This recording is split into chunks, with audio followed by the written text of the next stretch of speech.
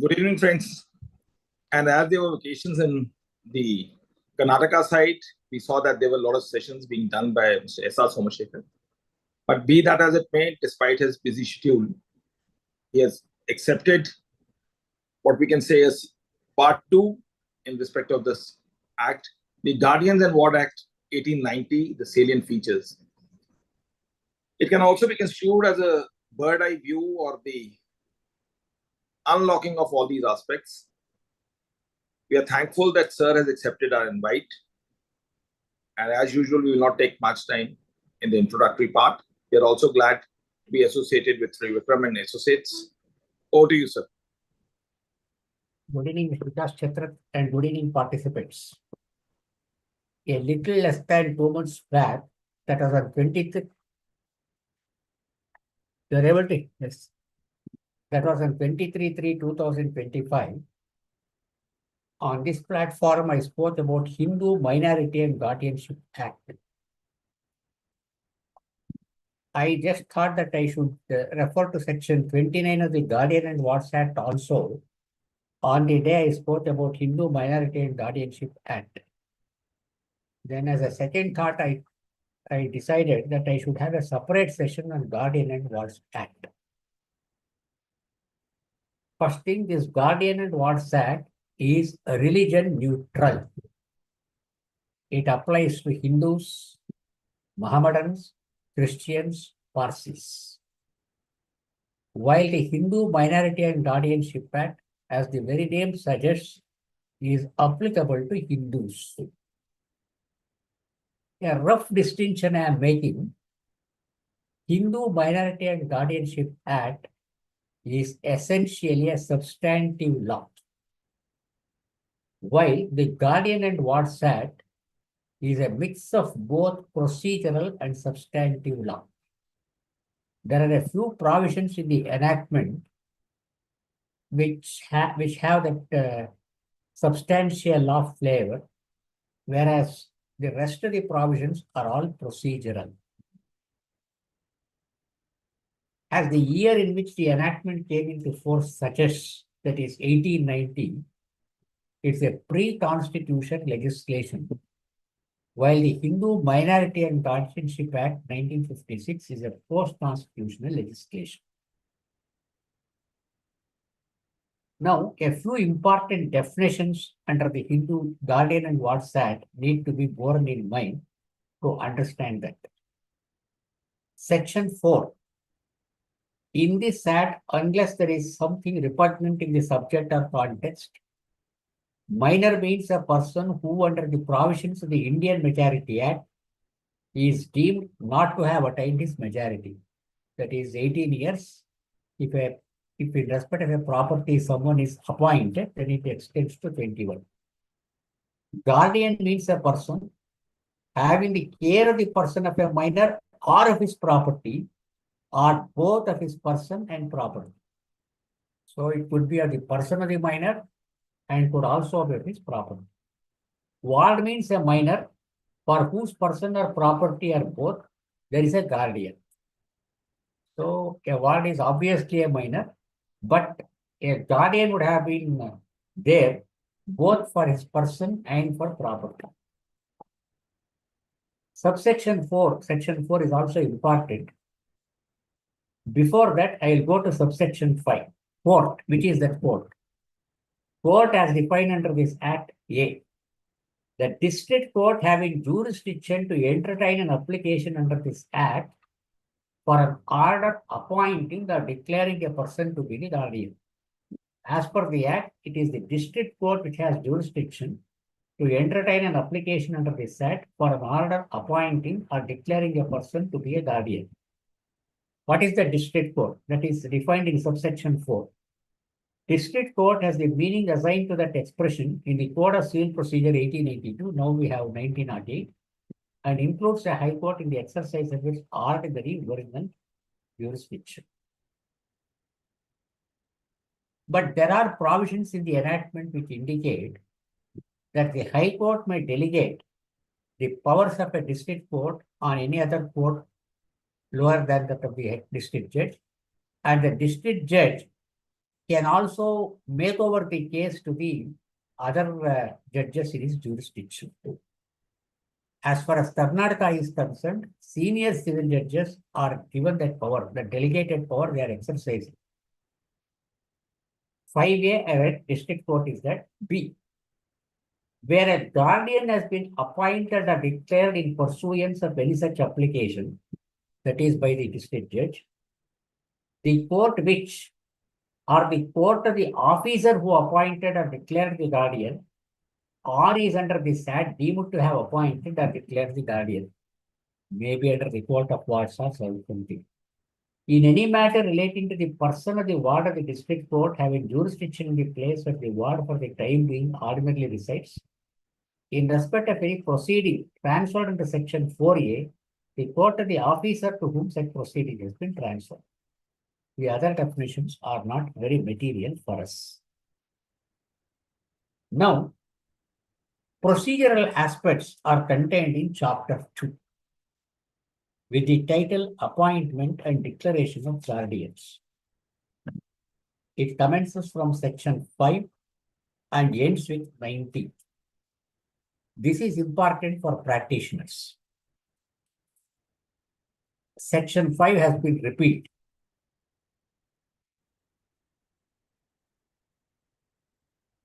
Section 6, saving of power to appoint in other cases. In the case of a minor, nothing in this act shall be construed to take away or derogate from any power to appoint a guardian of his person or property or both,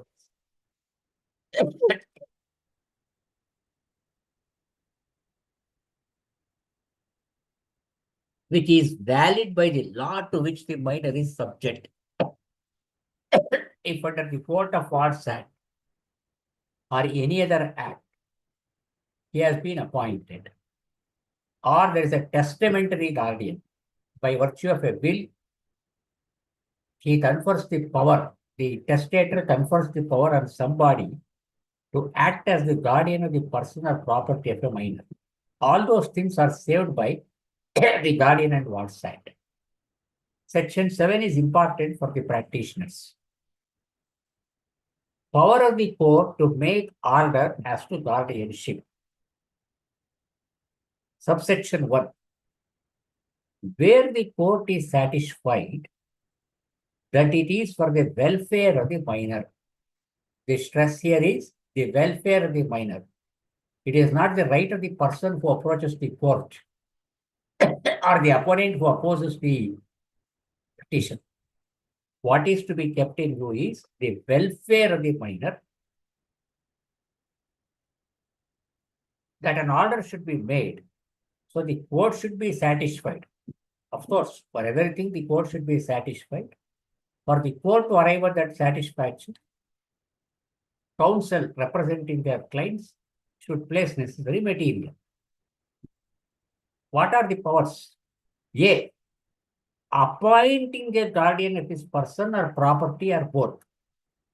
So a guardian is appointed by the court, or declaring a person to be such a guardian. This is important. Let us take an orphan child or an abandoned child, or some reason there is a, our parents are alive, the child has been abandoned. Uncle, aunt, grandmother, or some stranger takes care of the child, rears the child, brings the child.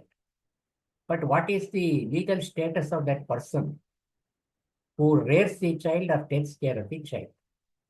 He will have no legal status, but he would have acted as the guardian. Therefore, he needs a declaration. So the court could appoint for the first time, or if somebody has already acted as a guardian, he needs a legal status to be recognized. So he can be declared as a guardian by the court. The court may make an order accordingly. Subsection 2. An order under this section shall imply the removal of any guardian who has not been appointed by will or other instrument, or appointed or declared by the court, If the court has already declared a person in some proceeding as the guardian of a minor, this section does not empower the court to remove that person as a guardian. Supposing there is a testamentary guardian, that cannot also, that will also, this section does not empower the court to remove that testamentary guardian or by any other instrument. Subsection 3. Where a guardian has been appointed by will, there is a testamentary guardian or other instrument, are appointed or declared by the court, an order under this section appointing and declaring another person to be the guardian in his stead shall not be made until the powers of the guardian appointed or declared as aforesaid have ceased under the provisions of this Act. X has been appointed or declared a guardian already in some court proceeding. Supposing Y wants himself to be declared or appointed, what does subsection 3?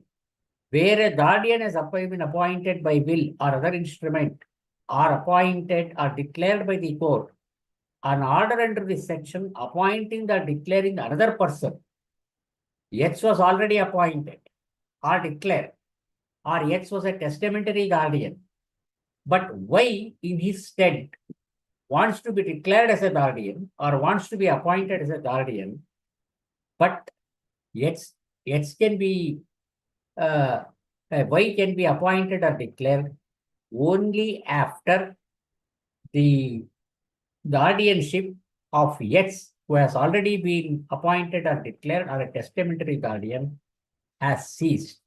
Where will we get that cessation? That is the next thing which we should know. We will get it straight away. We'll read section 41 of the Act. Section 41. Cessation of authority of the guardian.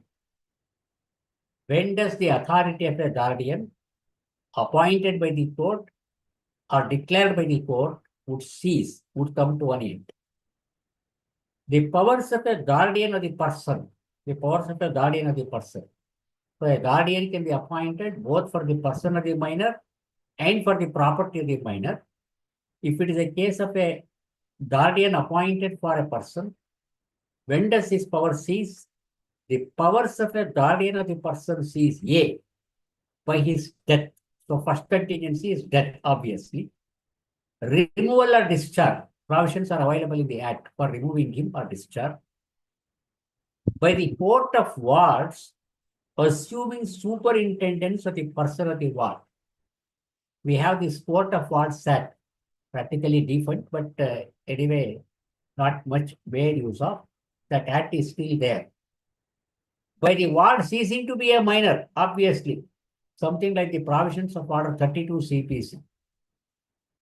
Plaintiff is a minor, the next friend sues him or her on his behalf.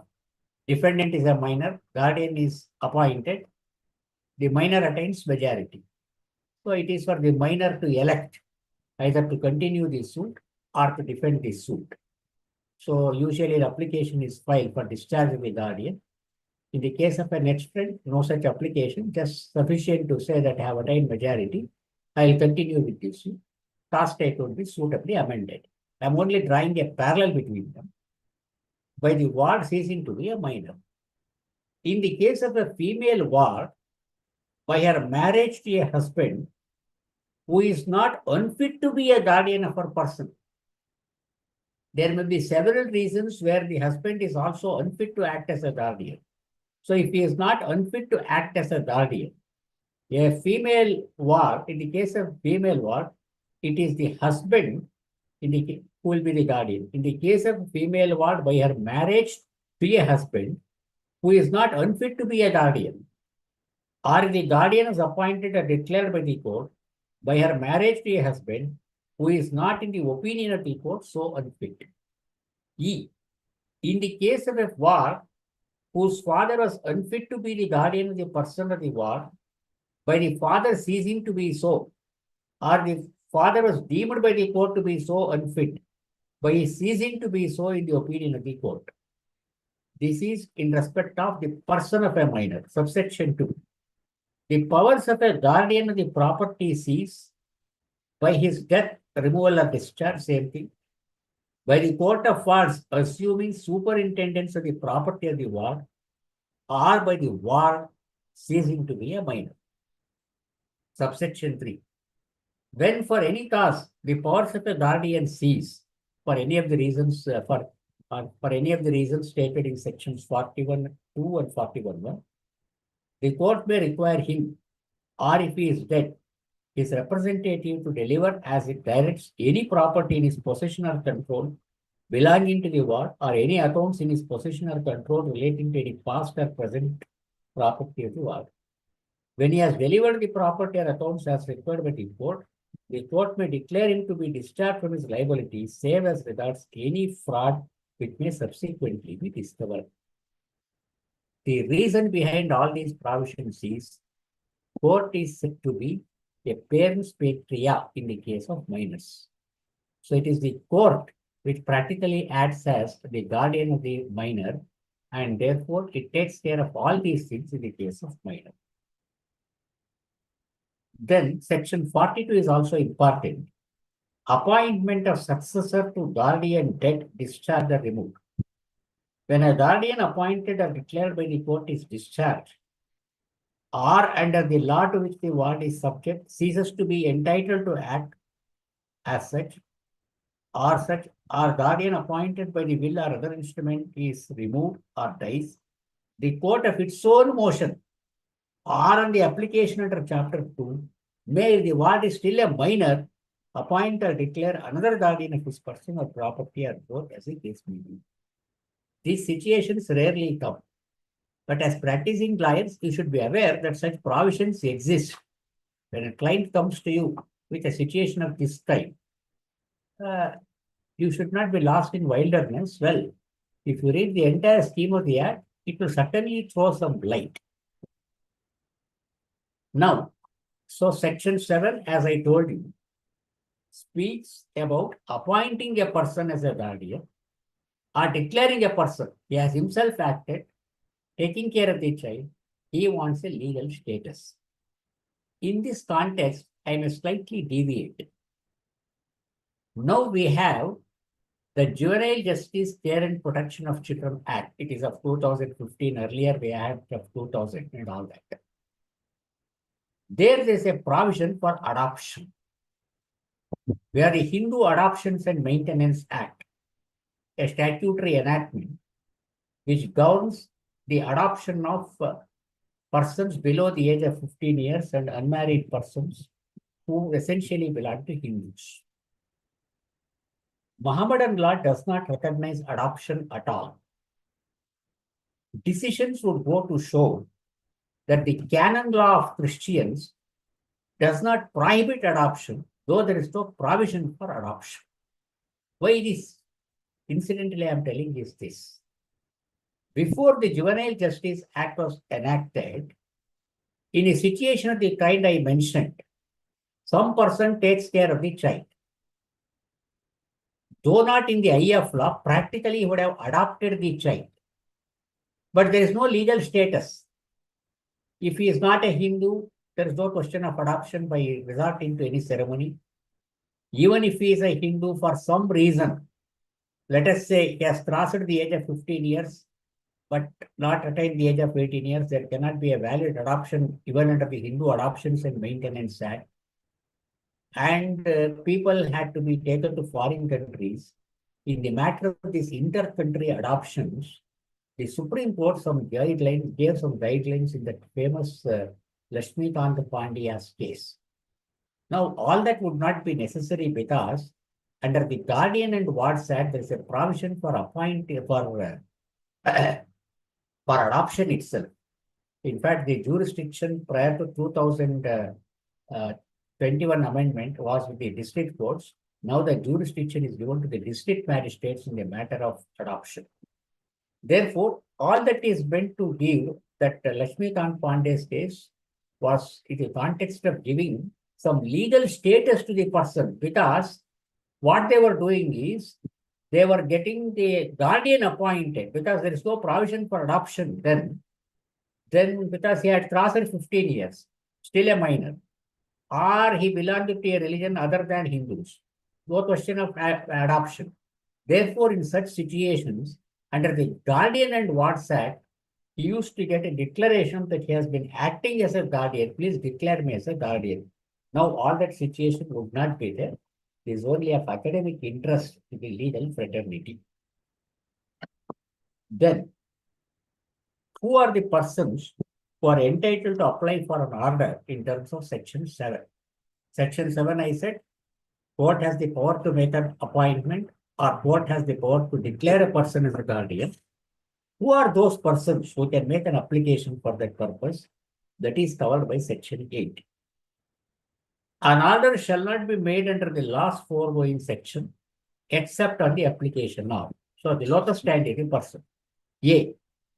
The person desirous of being or claiming to be the guardian of the minor. See the words here. Person desirous of being. Person claiming to be the guardian. So person desirous of being the guardian has to make an application for appointment, because 7(1)(a) speaks of appointing a guardian. Person claiming to be the guardian, he has claimed himself to be the guardian, but he needs a declaration at the hands of the court. 7(1)(b) provides for it. So person desirous of being, so he has to get an appointment made. Claiming to be the guardian, he needs a declaration. Any relative or friend of the minor. C.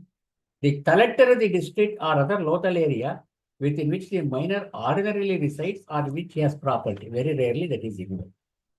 The collector having authority with respect to the class to which the minor belongs. So Section 8 speaks of the various categories of persons who can maintain an application under Section 7, either for appointment or for declaration. Then, which is the court to which the application can be made? Section 9. If the application is respect to the guardianship of the person of the minor, it shall be made to the district court having jurisdiction in the place where the minor ordinarily resides.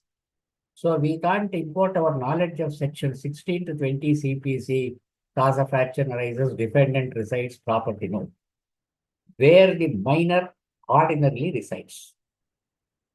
If the subsection 2, if the application is with respect to, so now please see, if the application is with respect to the guardianship of the person of the minor, place where the minor ordinarily resides.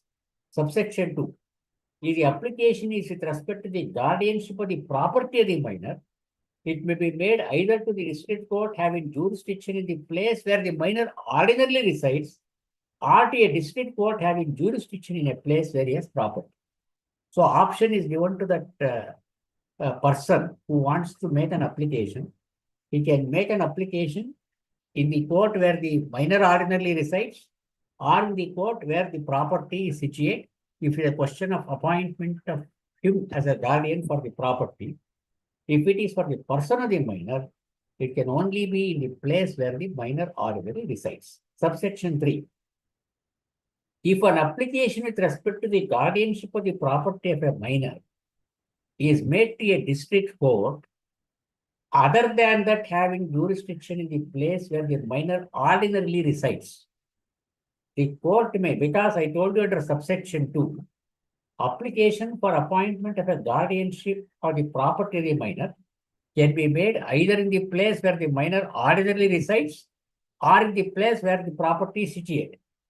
Supposing the place is not the one where the minor ordinarily resides, but he has chosen the place where the property is situated, then subsection 3 says, if an application with respect to the guardianship of the property of a minor is made to a district court, other than that having jurisdiction in the place where the minor ordinarily resides, the court may return the application if in its opinion, the application will be disposed of more justly or conveniently by any other district court having jurisdiction.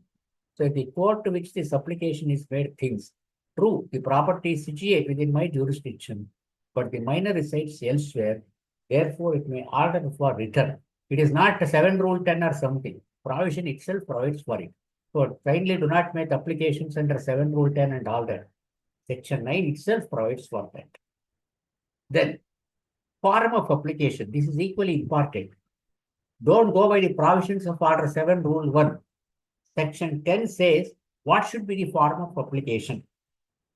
If the application is not made by the collector, very rarely the collector makes the application. It shall be by a petition, signed and verified in a manner prescribed by the Code of Civil Procedure for the signing and verification of a plaint. Of course, as far as verification and signing, well, it is the provisions of CPC, Order 6, Rule 15 perhaps, for the signing and verification of a plaint and stating so far as can be ascertained.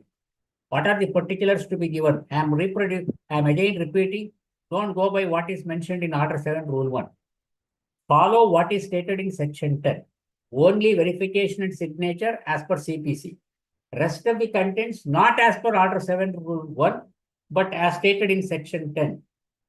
The name, sex, religion, date of birth, and ordinary residence of the minor.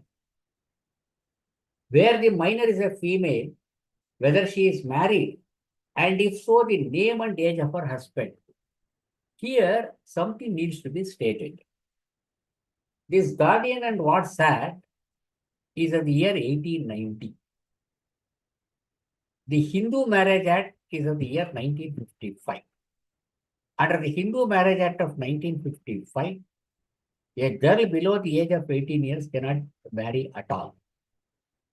But these provisions were made at a time when the Hindu Minority and Hindu Marriage Act was not in force. Now, under the classic Mohammedan law, a girl who has attained puberty can be given in marriage. Where there is no evidence as to when exactly she attained puberty, the presumption is at the age of 15 years.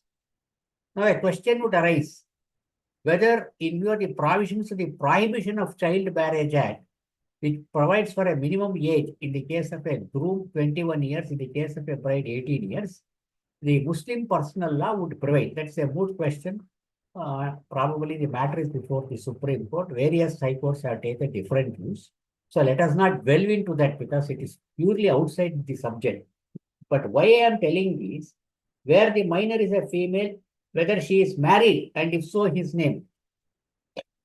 So a novice may get an indication that a minor female can also get married. No, please don't go by that. You should know that these provisions for that act was in the year 1890, when the Hindu Marriage Act had not yet come into force, when the Prohibition of Child Marriage Act had not yet come into force, when the Christian Marriage had not yet come into force, when the Special Marriage Act had not yet come into force. See, the nature, situation, and approximate value of the property, if any, of the minor. The name and residence of the person having the custody or possession of the person or property of the minor. Don't confuse guardianship with custody. As on the date the application is made for appointment of a guardian or for declaration of a guardian, in whose custody the minor is or in whose custody the property of the minor is, will have to be stated. What near relations the minor has and where they reside. Some person not related to the minor, as I said, maybe he doesn't have children. He wants to rear a child, an orphan child, something he does it. But if there are near relations, well, the court would decide, can the guardianship be given to this person who is totally a stranger when near relations are there? Ultimately, Section 17 and various decisions say it is the court's discretion, keeping in view the paramount consideration is the welfare of the minor. I'll come to it later. F. Whether a guardian of the person or property or both of the minor has been appointed by any person entitled or claiming to be entitled by the law to which the minor is subject to make such an application. So if there is already an appointment made, that also needs to be disclosed in the application under Section 10. Whether the application is for the appointment or declaration of a guardian of the person or of his property or both. So it should be clearly stated whether the petitioner is claiming the declaration or is seeking appointment. Is it for appointment of the guardian of the minor's person or property or both? Where the application is to appoint a guardian, the qualifications of the proposed guardian, not necessarily educational qualifications, financial status, what is his position in life, in society, and all that. Where the application is to declare a person to be a guardian, the grounds on which that person claims. Why does he seek the declaration? Well, he may say, well, I have been rearing that child. It was left abandoned. It was an orphaned child. I took care of it. The causes which have led to the making of the application. What are the circumstances? Such other particulars, if any, as to be prescribed or as to the nature of the application renders it necessary to state. A residuary provision. If the applicant thinks that these are also factors which he should disclose to enable the court to arrive at a proper decision. Subsection 2. If the application is made by the collector, we are not worried. We are only concerned with lawyers now. Subsection 3. The application must, this is very important. The application must be accompanied by a declaration or the willingness of the proposed guardian to act, and the declaration must be signed by him and attested by at least 2 witnesses. This is extremely important. When an application is made in the forms stated in section 10 and under section 7, it should be accompanied by a declaration of the petitioner saying, well, I am willing to act as the guardian. And the declaration should be signed at least by 2 witnesses. Well, those witnesses have a major role. Well, if they enter the witness box, they should be able to tell whether the petitioner has applied for guardianship. He is able to do it. What is his standing in the society? What is his reputation in the society? So, section 10 tells us the format in which the application is to be given. 11. Procedure. What is the procedure to be followed? If the court is satisfied that there is ground for proceeding on the application, it shall fix a day for the hearing thereof and cause notice of the application under the date fixed for the hearing. On whom? To be served in the manner directed by the Code of Civil Procedure, Order 5. On whom that notice has to be done? The parents of the minor, if they are residing in any state to which this act extends. So, notice has to go to the parents. 2. The person, if any, named in the petition or letter as having the custody or possession of the person or property of the minor. I already told you under section 10, one requirement is to disclose the name of the person in whose custody the minor is or in whose custody the property of the minor is. Therefore, that person's name also has already been disclosed in the form given under section 10. Notice has to go to that person also. So all principles of natural justice, all of them should be heard. Apart from complying the principles of natural justice, justice for the child, that is important. The person proposed in the application or letter to be appointed or declared guardian, unless that person is himself the applicant. Any other person to whom, in the opinion of the court, special notice of the application should be given. Well, on going through the application, the court may find, well, it is necessary to give some notice to some other person, some paternal aunt, paternal uncle, maternal aunt, maternal uncle, some cousin like this. Then subsection 2, some notification by the government, not necessary. Subsection 3 is also not necessary. Subsection 12 is important. I will come to it later because, as I told you repeatedly, even on the last occasion when I spoke about Hindu Minority and Guardianship Act, custody is one thing, guardianship is another thing. Section 12 of the Act speaks of an application for interim custody. I will come to it later because it's practically a thing which is not totally relevant to section 10 and 11 things. I will leave it there. I will come to it later. 13. So we have seen the power of the court to appoint a guardian or to declare a person, Then 8 says, who are all the persons who can make that application? 9, jurisdiction in which court it has to be filed. 10, what does the application should contain? Section 11 speaks about the procedure. Then 12, I will come to it a little later. 13, hearing of evidence before making of an order. On the day fixed for the hearing of the application, or as soon afterwards as may be, the court shall hear such evidence as to be adduced in support of or in opposition to the application. Here it is of some practical guidance to the lawyers. We have seen, as per subsection 3 of section 10, the application for appointment or declaration should disclose should contain a declaration that he is proposed to act. Secondly, the declaration must be signed by at least 2 witnesses. Lawyers are well advised in examining those 2 witnesses also. On the day fixed for the hearing of the application, or as soon afterwards as may be, the court shall hear such evidence as may be adduced in support of or in opposition to the application.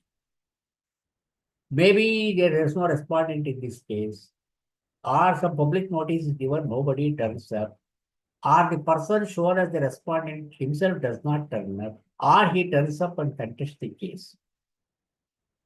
For the court to assess, ascertain, determine the suitability of the applicant or the petitioner to be appointed as guardian or to be declared as guardian, some corroborative material is required. It cannot be in the form of a document, except producing some bank statement to show that he has a financial means, some educational records to show that the petitioner has good education, can take care of the child. So this will be a corroborative piece of evidence. Some persons, well, we know him. He is a man of some repute. His standing in the society is good. He is very much willing. I have seen him. Children are with him. His minor children are with him. He is our neighbor. I know him. He could be relied upon. Then section 14 will omit. There are all very rare situations. 15 also, several persons can be appointed as guardians and all that. Now, we will go to section 17. That is important for us. Matters to be considered by the court in appointing guardian. Please be careful. It is not for custody. It is for appointment. What factors have to be taken into consideration while appointing a person as guardian? As I said, section 7 speaks for appointment and also declaration. 17 subsection 1. In appointing or declaring a person, declaring the guardian of a minor, the court shall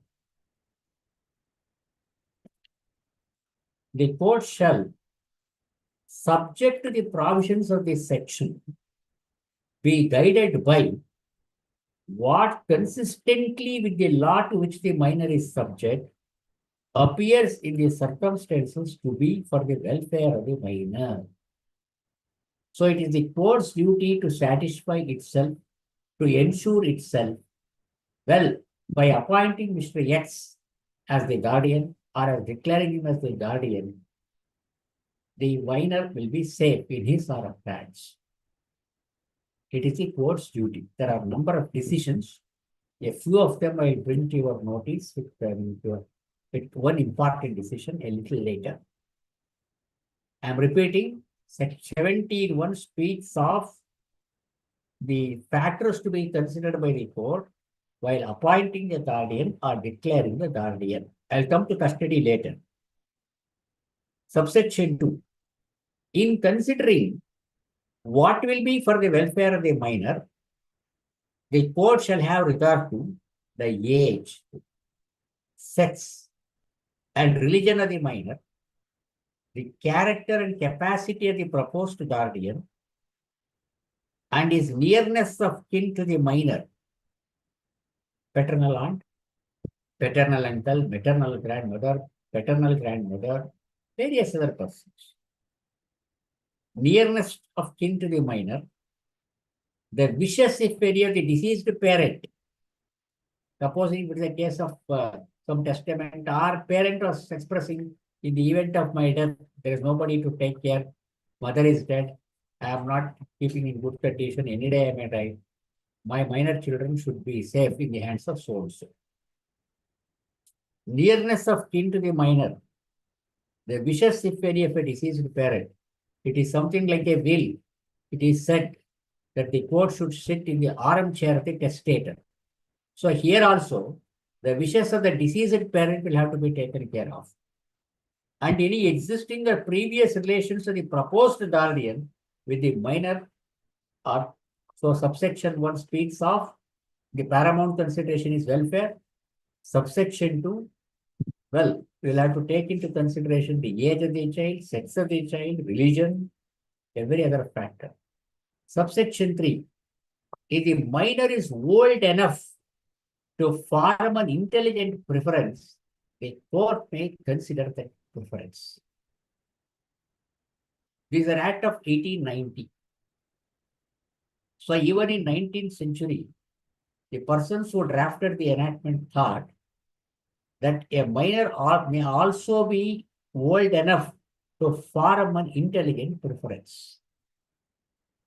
I think about 150, 200 years later, 150, at least 125 years later, we know how minors are intelligent enough to give that preference.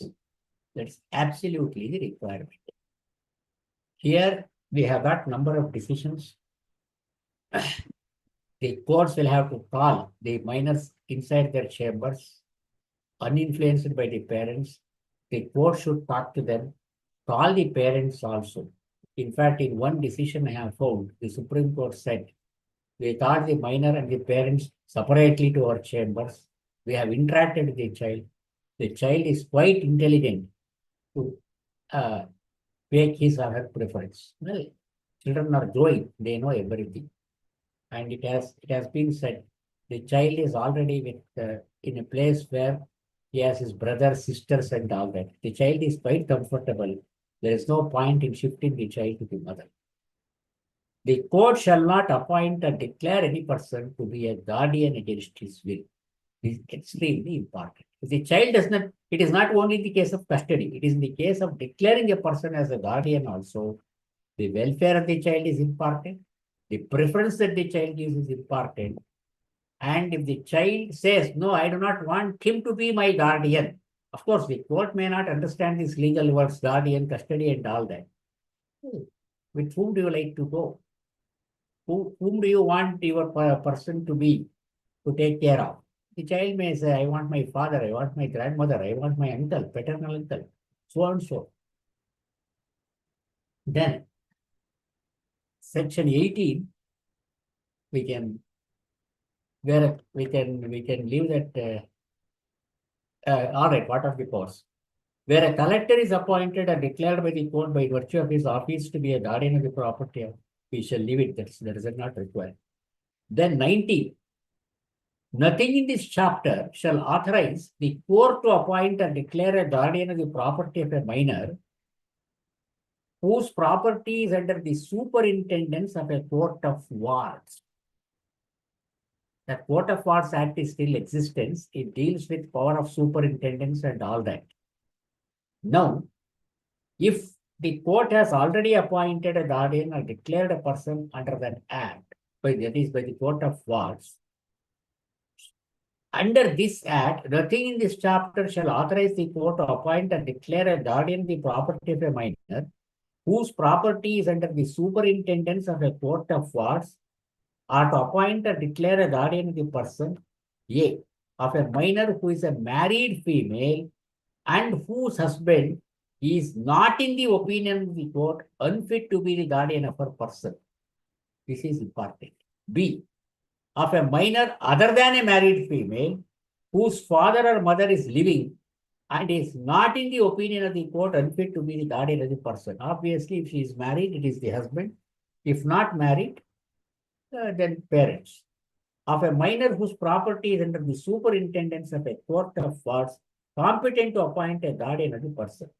These are also the factors which we should take into consideration. Now, I will come to the aspect of custody. There are some provisions regarding duties, rights, and liabilities of guardians. They are all substantial provisions. First, I will take up section 12, interim custody. Power to make interlocutory order for protection of minor and interim protection of person and property.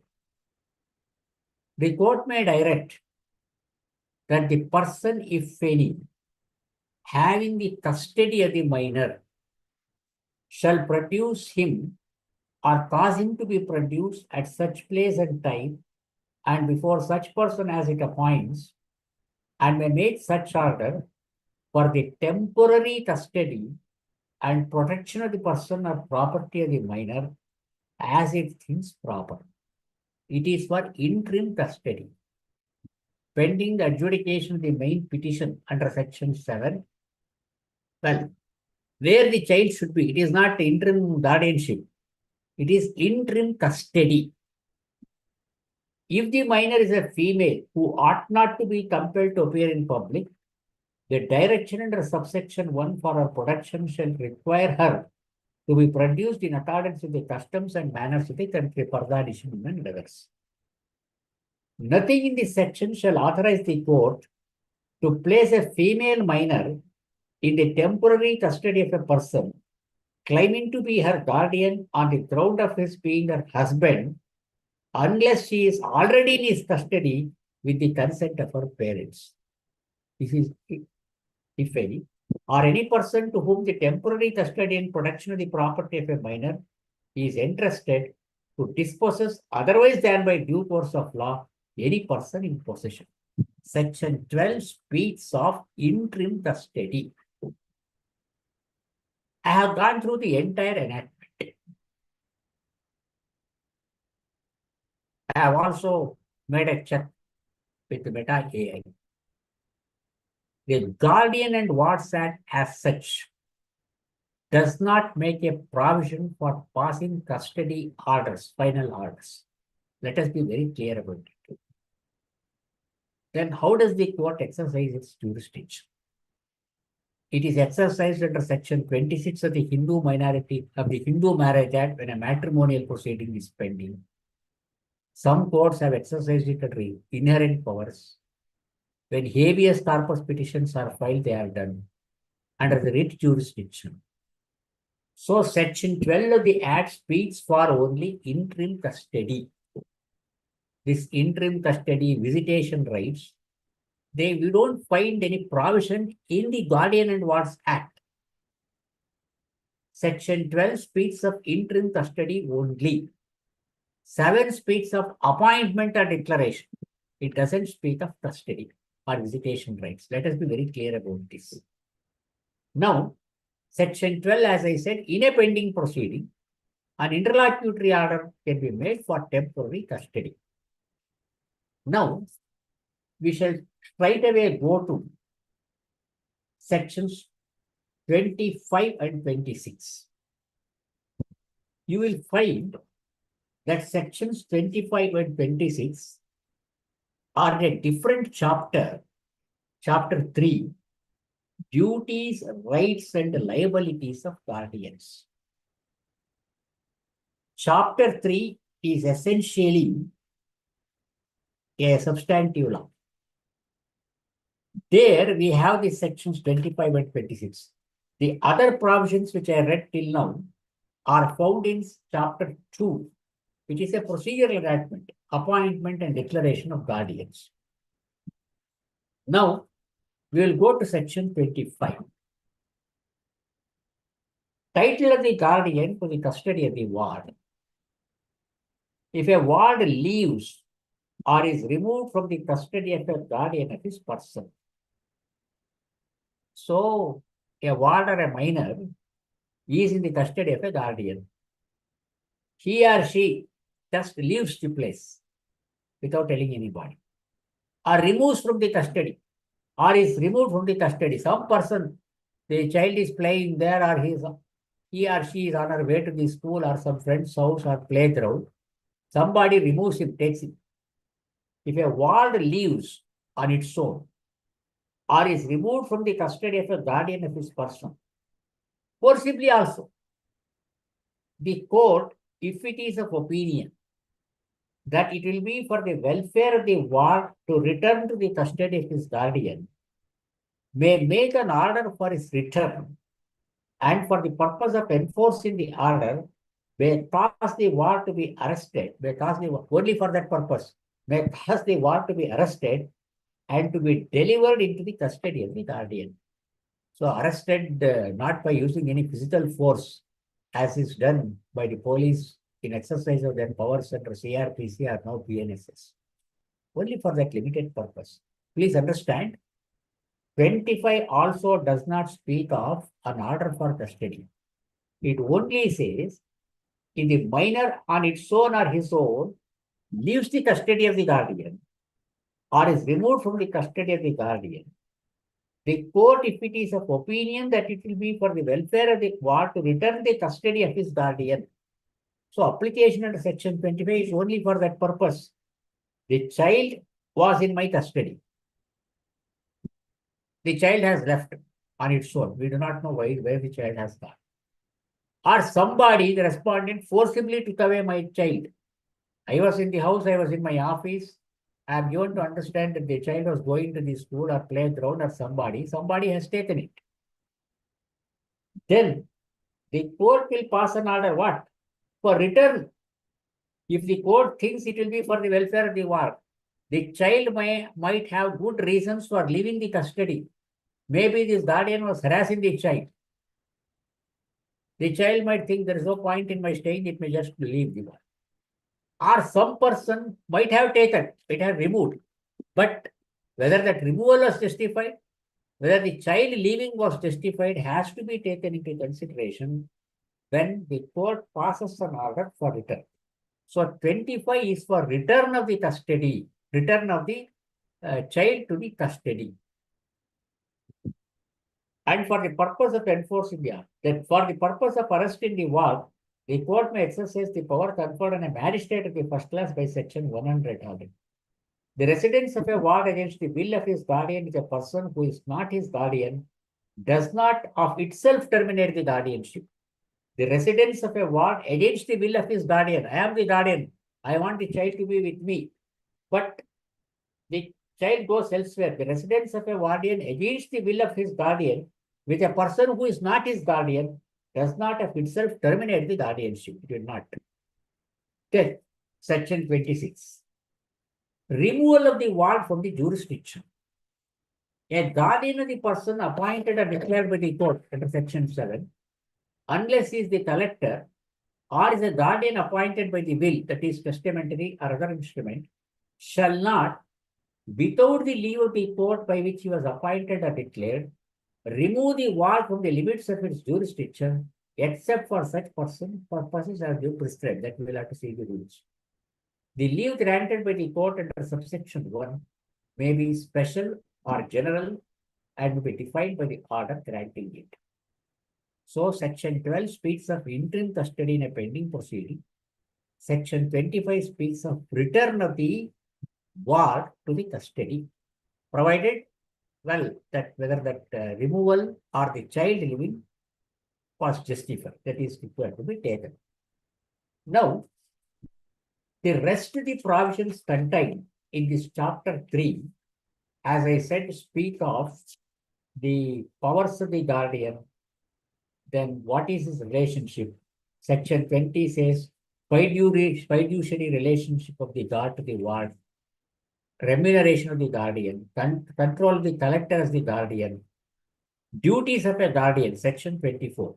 A guardian of the person of a ward is charged with the custody of the ward and must look to his support, health and education, and such other matters as the law to which the ward is subject requires. Then, this is guardian of the person. Guardian of the property, 27, duties of the guardian of the property. A guardian of the property of a ward is bound to deal therewith as carefully as a man of ordinary prudence would deal with it. I am the guardian of a ward of his property.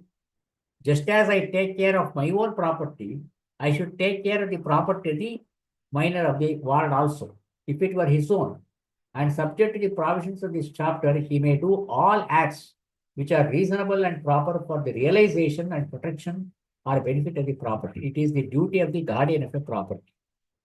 Then power of a testamentary guardian.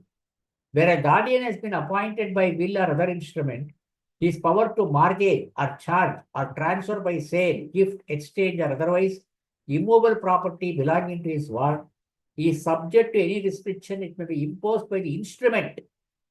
Supposing in that will or in any other instrument, some restrictions are placed, this shall be the condition precedent for the alienation of that property, either by sale, creating a charge, gift, exchange.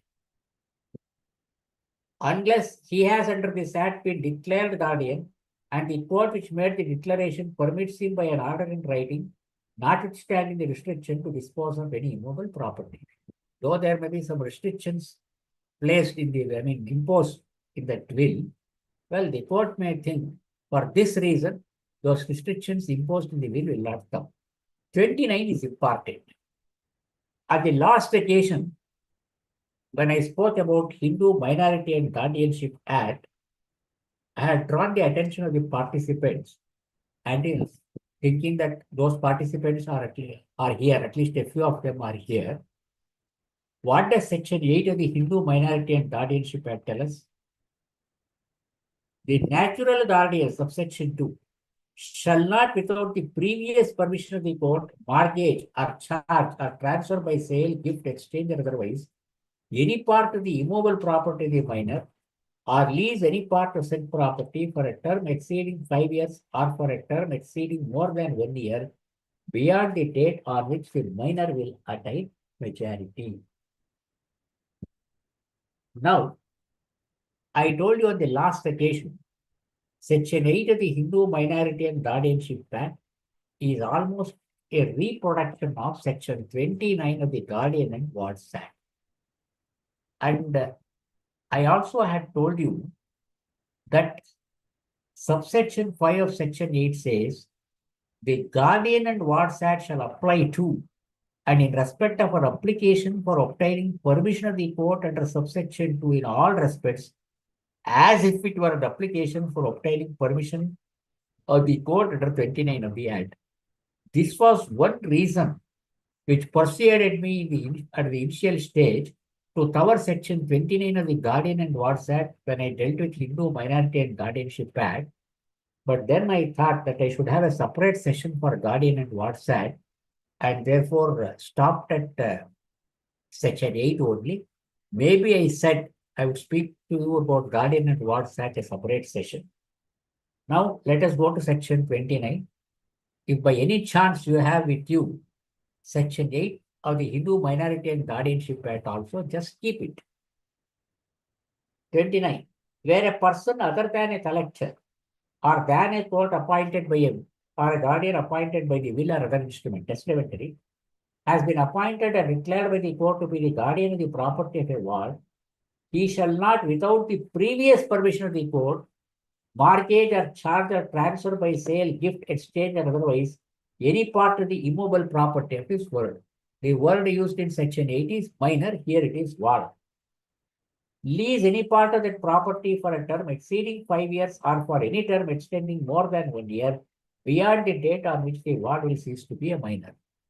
When I spoke to you about the Hindu Minority and Guardianship Act, I told with all the emphasis which I usually give that the permission that is contemplated under Section 8 of the Hindu Minority and Guardianship Act is for alienation of the minor's own property and not for his interest in the undivided interest in the co-partnership. I have also given decisions. Let me not repeat it. So Section 29 again speaks of the property of a minor only that cannot be mortgaged, charged, or let out for a term exceeding 5 years without the previous permission of the court. What is that court? That is the court as defined under the Guardian and Wards Act. Then, what is the consequence of an alienation made without the permission of the court? Section 30. A disposal of immovable property by a guardian in contravention of either of the two last foregoing sections, that is 28 or 29, is voidable at the instance of any other person affected thereby. Obviously, it is the minor. We have in subsection 3 of 8 also, any disposal of immovable property by a natural guardian in contravention of subsection 1 is voidable at the instance of the minor or any person claiming under him. So it is not a void transfer, it is only a voidable transfer. Then, what are the factors which the court should consider while entertaining an application under 28 or 29? Practice with respect to 29, rather. Practice with respect to permitting transfers under 29. Permission to the guardian to do any of the acts mentioned in section 29, that is with regard to power to with permission to alienate, shall not be granted by the court except in the case of a necessity or for an evident advantage. The what? Well, the court may have to insist on the agreement of sale or agreement of mortgage, lease, for how much it is proposed to be let out, what is the lease amount, what is the advance amount received, what is the mortgage amount secured, what is the sale consideration for which the proposed sale is to be effected, would it be for the welfare of the minor? The order granting the permission shall recite the necessity or advantage as the case may be, describe the property with respect to which the act permitted is to be done, and specify such conditions if any as the court may seem fit to attach to the permission, and shall be recorded, dated, and signed by the judge. So many details are given. The court may in its discretion attach the permission the following among other conditions: that a sale shall not be completed without the sanction of the court, that a sale shall be made to the highest bidder by public auction, that a lease shall not be made in contravention. Well, there is no point in reading all these things. What I am suggesting to the lawyers is, when you make an application under section 29 of the Guardian and Watch Act, keep these things into consideration. What is it that the court expects from you? What is it that you are required to do? What is it that is paramount? Paramount consideration is the welfare of the child. Even if I read those provisions, nobody can remember it. I don't want to do it. I am only telling you the existence of a provision, the existence of a power in the court to do certain acts, and the care which you as lawyers should take care when you make an application. Please read these provisions. Just do not be guided by the provisions of CPC. Don't say that the cause of action arose, court fee paid is sufficient. There is nothing like a cause of action here. Everything, please go by section 10, which tells us the format in the application is to be given. And take care to see that it is accompanied by a declaration signed by 2 persons, and examine those persons also as a corroborative piece of evidence, whether the matter is contested or not contested. You know, in the case of a probate, even if it is not contested, 2 witnesses will have to be examined. I mean, at least one attesting witness will have to be examined to prove the will. Similarly, here, just examine them. Though it is not mandatory, you will be well advised in examining both of them or at least one of them to satisfy the court. Well, the person who is seeking appointment and declaration as a guardian is a fit person to be appointed or guardian. Then, the rest of the provisions speak about the remuneration to be given, suit that can be filed against the guardian when he does not act. Then let us go to 38, termination of guardianship, section 38. On the death of one of two or more joint guardians, supposing there is a case where there are 2 or more joint guardians, unlikely, but there may be such situations. The guardianship continues to the survivor or survivors until a further appointment is made by the court. One more thing I want to tell. The petitioner who wants himself to be declared as guardian or appoint him as guardian dies, there is no question of bringing his legal representatives and record. Now, the petition goes with him. Because some person wants himself to be declared, well, I am taking care of the child, declare me as the guardian. No, I am being desirous, please appoint me as a guardian. If he dies, No question of time may be given to take steps. No order 22, rule 3, 22, rule 4, nothing of this kind. It goes. Please be very careful. But 38 says it's a statute. It states if there are two or more joint guardians, if one of them dies, that guardianship will continue with the survivor. 39. When is a guardian removed? So the court may, so for application, section 7, format 10, procedure 11, removal also application. The court may, on the application of any person interested in whom? Interested not in himself. Obviously interested in the minor. Or of its own motion, suo motu. Remove a guardian appointed or declared by the court, or a guardian appointed by will or other instrument for any of the following cases, namely, for abuse of his trust, for continued failure to perform the duties of his trust, for incapacity to perform the duties of his trust, for ill treatment or neglect to take proper care. A big list is given. So therefore, court has got powers, suo motu powers to remove a guardian, or an application also can be filed by a person interested. Then 40, discharge of guardian. Please carefully go through the marginal notes. One is removal, another is discharge. If a guardian appointed or declared by the court desires to resign his office, he may apply to the court to be discharged. Today, I got myself appointed. Tomorrow, I do not want to be a guardian for some reason. Then I will have to apply to the court to discharge him. It is not termination, it is discharge. Subsection 2, if the court finds that there is sufficient reason for the application, it shall discharge him, and if the guardian making the application is the collector, not needed. Then cessation of authority of the guardian. One is removal, another is discharge. Section 41, I have already told you when his authority ceases. Then 42, when a guardian appointed or declared by the court is discharged or under the law to which the ward is subject, ceases to be entitled to act, or such guardian or guardian appointed by will or other instrument is empowered or dies, the court of its own motion or an application may, if the ward is still a minor, appoint. Please don't mistake section 42 as an LR application. See, in a pending proceeding, if the guardian, if the person who wants to be appointed as guardian or declared as guardian dies, no question of bringing this LRs, no.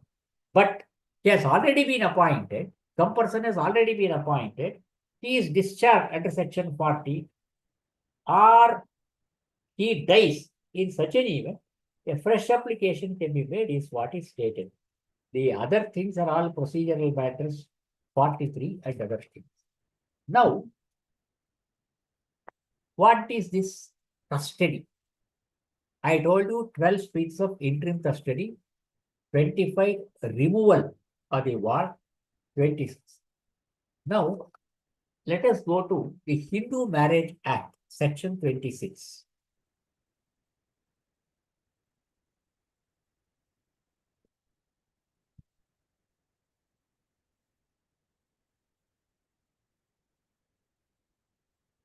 Custody of children in any proceeding under this act. Please mark those words. So for the court to pass an order under section 26, there must be a proceeding under that act. Which are those proceedings contemplated under the Hindu Marriage Act? Restitution of conjugal rights, section 9. Judicial separation, section 10. Dissolution of marriage, section 13. Divorce by mutual consent, 13B. Nullity of a void marriage, section 11. Nullity of a voidable marriage under section 12. So these are the various petitions or proceedings that can be initiated under the Hindu Marriage Act. In any proceeding under this act, the petition is for divorce, restitution, judicial separation, nullity of marriage. The court may from time to time pass such interim orders. So during the pendency of those petitions under 9, 10, 11, 12, 13, 13B, of course, 13B doesn't take much time. There may not be any occasion to pass interim order. Well, for some reason, the court is not inclined to where that cooling period will be pending for some time, and made such provisions in the decree. You see, interim orders, provisions in the decree. Please understand this. In any proceeding under this Act, the court may from time to time pass interim orders during the pendency of those proceedings and made such provisions in the decree as it may deem just and proper with respect to the custody, maintenance, and education of minor children, consistently with their wishes, wishes of the children, not of the parents, wherever possible, and may after the decree is passed, decree for restitution, judicial separation, divorce, nullity is passed, even after the decree, upon the application by petition for the purpose, make from time to time all such orders and provisions with respect to the custody, maintenance, and education of such children as might have been made by such decree or interim orders in case the proceeding for obtaining such divorce were still pending, and the court may also from time to time revoke, suspend, or vary any such orders and provisions previously made. So 26 speaks of interlocutory orders.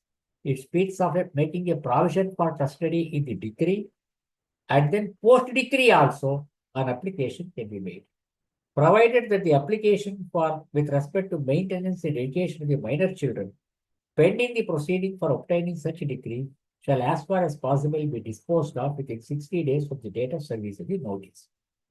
Now let us go to the Special Marriage Act. Under the Special Marriage Act, it is section 38. 38 of the Special Marriage Act.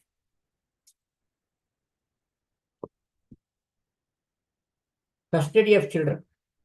In any proceeding under Chapter 5 or Chapter 6, what is Chapter 5?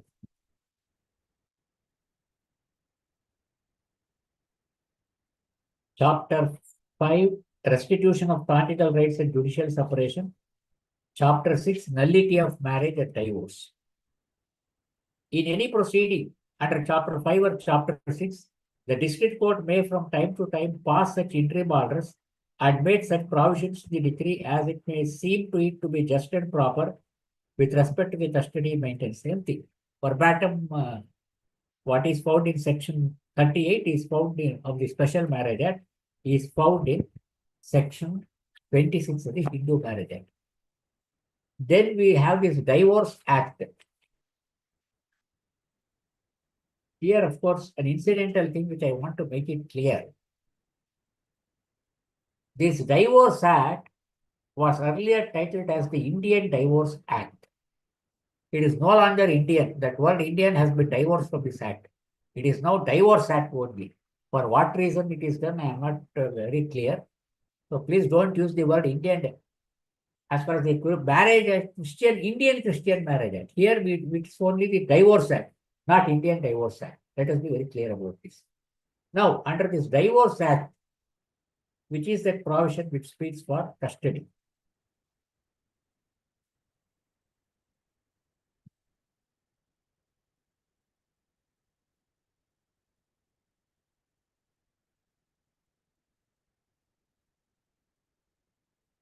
One minute.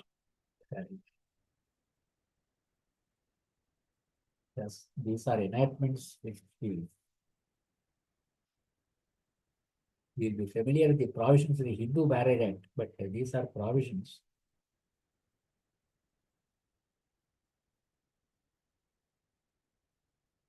Section 41. Power to make orders as to custody of children in suit for separation. In any suit for obtaining a judicial separation, there is a change in the language. The court may from time to time making its decree. The court may from time to time before making its decree make such interim orders and may make such provision in the decree as it deems proper with respect to custody, maintenance, and education of the minor children, the marriage of whose parents is the subject of such suit, etc. So these provisions also make it clear. Now, what is the position under Mohammedan law? Now, the standard text as far as Mohammedan law is this Mullah's Mohammedan law. Now, in Mullah's Mohammedan law, chapter 18 deals with guardianship of person and property.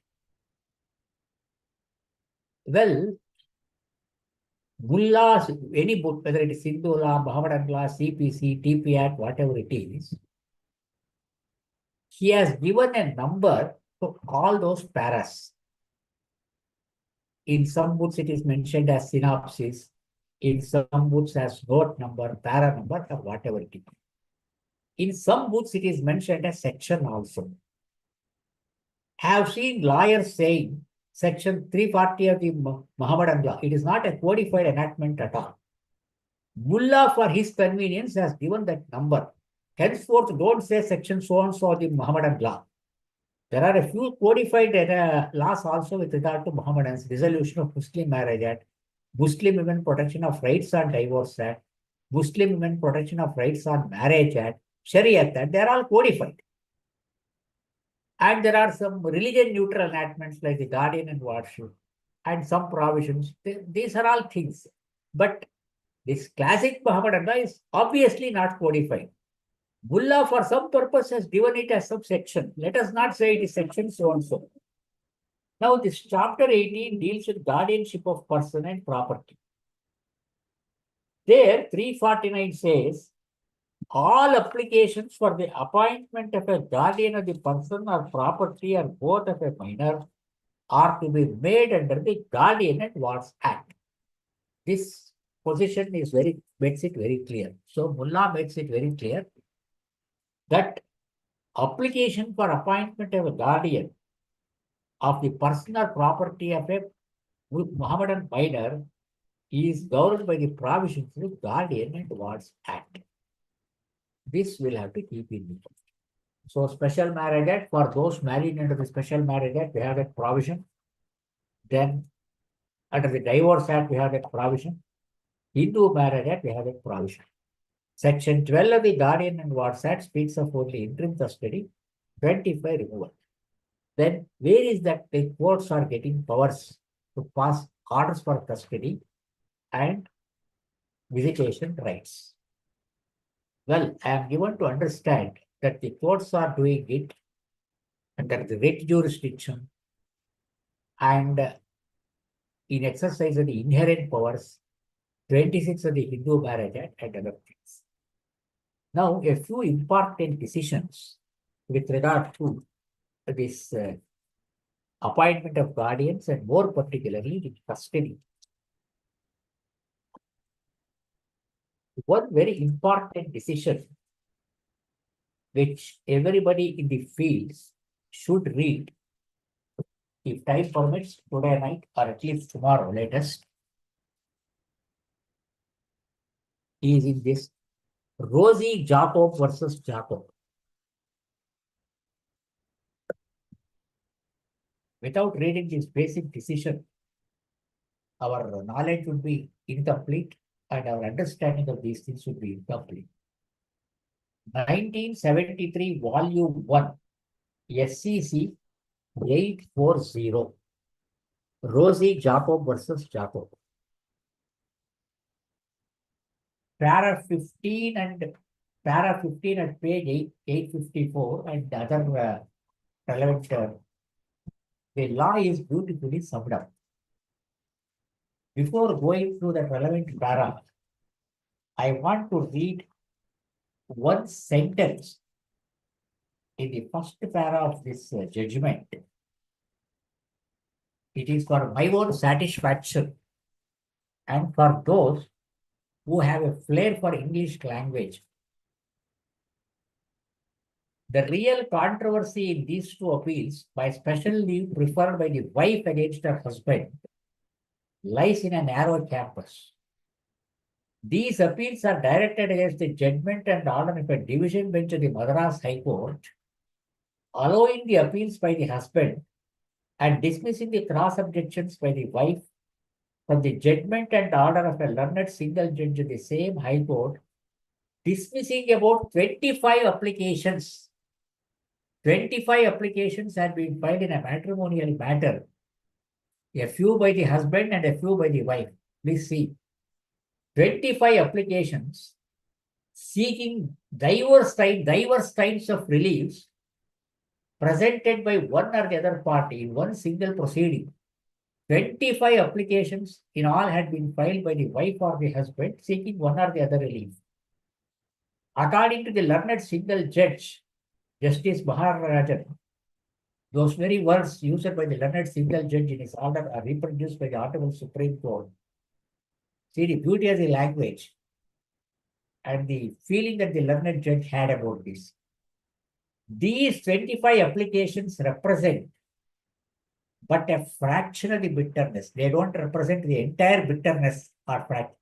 They only represent a fraction of the bitterness, a fraction of the bitterness and frustration. So apart from these applications, there was something, the record also disclosed some other frustration and some other bitterness in the couple.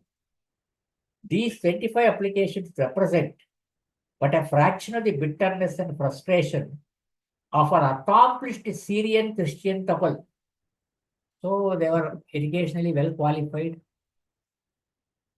That is why accomplished Syrian Christian couple who, after making a mess of their married life, having endeavored to convert this court into a machinery for wreaking private vengeance. So the court itself felt annoyed by this. This observation reflects the feelings of the husband and the wife towards each other in the present litigation. The sharp question which we are called upon to decide relates to the guardianship of the three children of the parties, and the solution of this problem primarily requires consideration of the welfare of the children. Now, a reading of this entire judgment would disclose to us, of course, sections 12, 25 of the Act have all been taken into consideration. 17. What ultimately the court has said is, see, under personal law, father is the natural guardian. We have seen it. Under the Hindu Minority and Guardianship Act, ordinarily, the custody of a child below, let me check up, is it 5 or 7? Just 1 minute.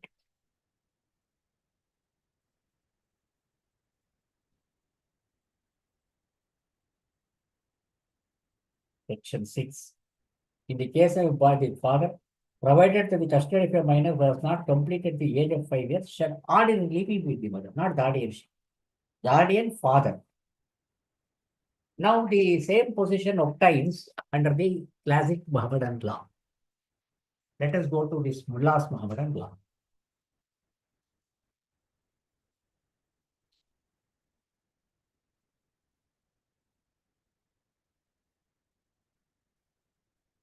(352). The mother is entitled to the custody of her male child, until he has completed the age of 7 years, and of her female child until she has attained puberty. Under the Hindu Minority and Guardianship Act, irrespective of the gender, any child below the age of 5 years, ordinarily the custody shall be with the mother. Here, under the Mohammedan law, mother is entitled to the custody of her male child until he has completed the age of 7 years, and of her female child until she has obtained puberty. The right continues though she is divorced by the father of the child, etc. Then, in default of the mother, 353, failing the mother, the custody of a boy under the age of 7 years and of a girl who has not attained puberty.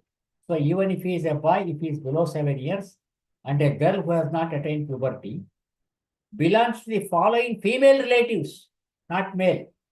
A big list is given: mother's mother, father's mother, full sister, uterine sister, consanguine sister, full sister's daughter, uterine sister's daughter, consanguine sister's daughter, maternal aunt, paternal aunt. A big list is given. Then, failing these female relatives, 354.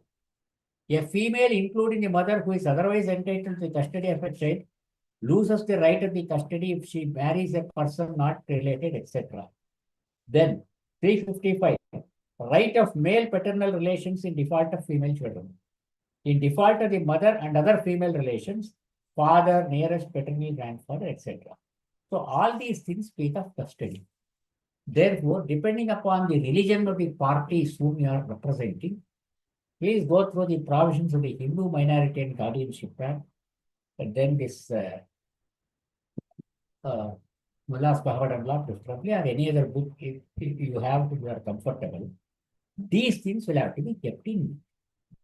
So, though the law recognizes the father as the natural guardian, custody shall be orderly with the mother if the child is below a particular age.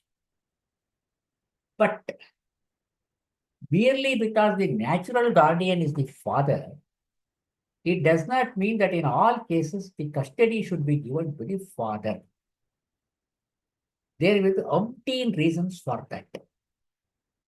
These are all factors which have been highlighted in this Rosie Jacobs case. I don't like to read the entire thing. It says the education of the children, the psychology of the children, all those things will have to be kept in view. Children may have to be interviewed by the judges. All those things will have to be taken care of. I would just like to give the other decisions also, which have practically referred to this Rosie Jacob, since it's a decision of 1973, only to tell you that even after 52 years, that decision has still remained a classic decision. You may also refer to 2008 7 SCC 673. For the rest, I don't give the party's name because it will be too long and it will take a lot of time. Rosie Jacob, I had given you the citation and also party's name. 2008 7 SCC 673. 2008 9 SCC 413. 2009 7 SCC 322. 2010 2 SCC 654.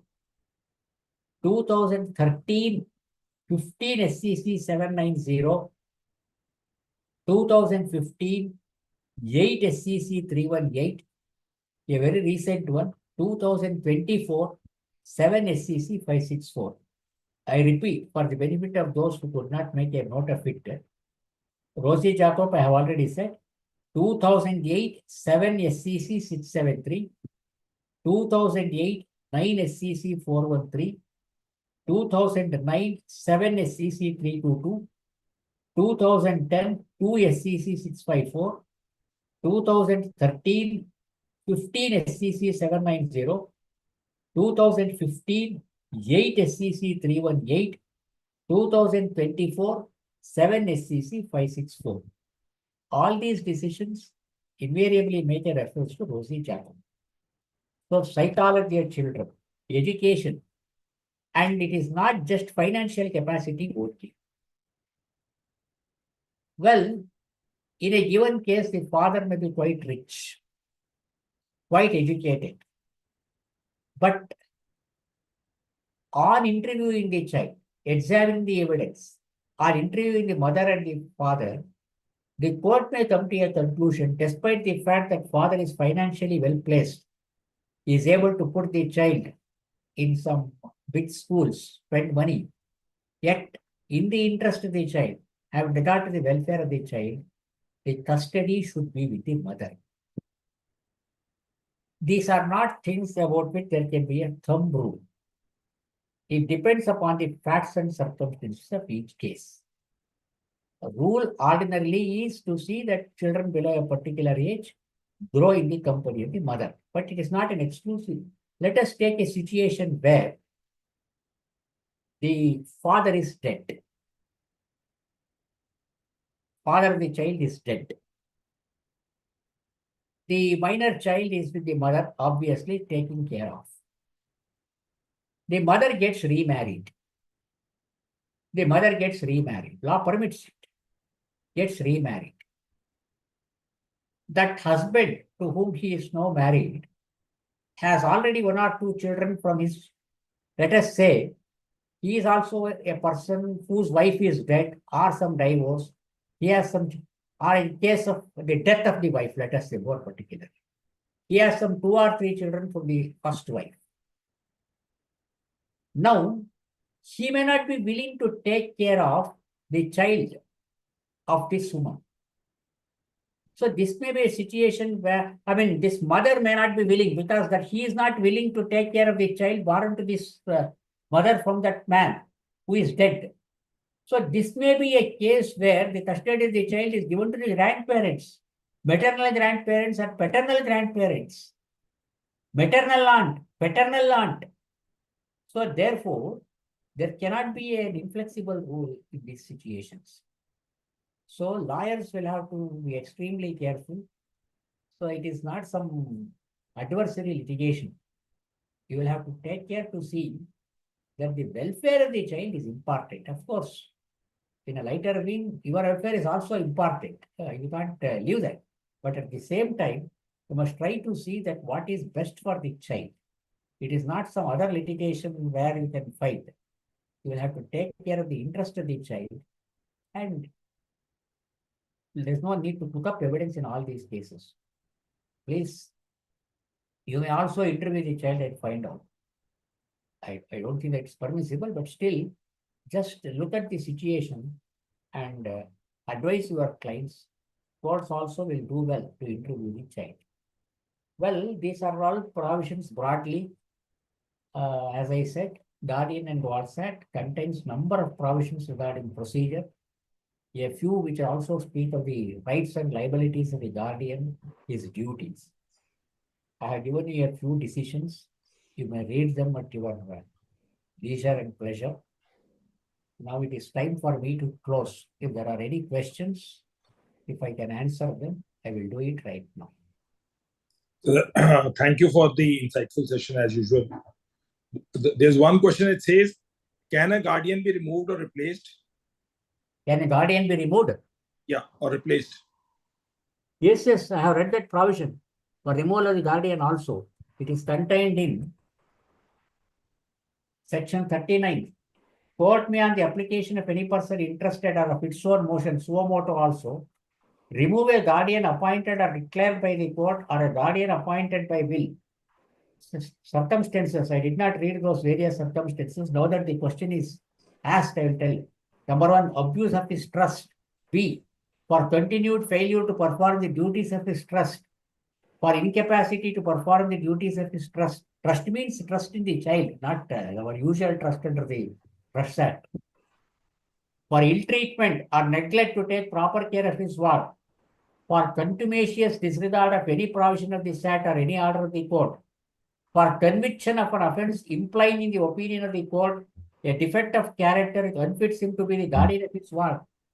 Supposing he is prosecuted for an offence under the POCSO Act, 354 IPC, 376, something of those kind. Very unreasonable, particularly if it is that child. For having an interest adverse to the faithful performance of his duties. For ceasing to reside within the local limits of the jurisdiction of the court, he is transferred or goes on business to some other place, leaves that place. In the case of a guardian of the property for bankruptcy or insolvency, guardian himself has become bankrupt or insolvent. By reason of the guardianship of the guardian ceasing or being liable to seize under the law to which the minor is subject, provided that a guardian appointed by will or other instrument, whether he has been declared under this act, shall not be removed, some restrictions are placed. So a guardian can be removed, guardian can be discharged, guardianship ceases. So 39 speaks of removal, 40 speaks of discharge, 41 cessation. They are all legal terms. Each has its own significance and meaning. So when we make these applications, let us be clear as to what we want. Removal, discharge, cessation. These are provisions, certainly. It is even under order 32 CPC, well, there is that scope for all that. Therefore, and when we speak of these things, of course, 32 CPC is in a different context. All these things we shall keep in view and then proceed. Yes, any other question, Mr. Vikas? Another question is, what happens to the property of a minor or a ward when the guardianship is terminated? when the guardianship is terminated. You see, a guardian is appointed for the property of a minor. Guardianship is terminated. Well, another guardian has to be appointed. For an application, I want to be so-and-so was the guardian, X was the guardian. His guardianship was terminated or freeze or he was discharged. Now I want to be the guardian of the property. I will have to make a fresh application. There is nothing like res judicata and other things here. They are all interim measures ultimately. I can make a fresh application. Well, so-and-so was appointed. For this reason, he stands discharged or he is removed or his authority has ceased. Please appoint me as a guardian of the property. It No. could be for the person also. It could be for the property also. Property is with the minor. It is the minor's property. Somebody has to take care of the property till the minor attains majority. Next question. There's one last question.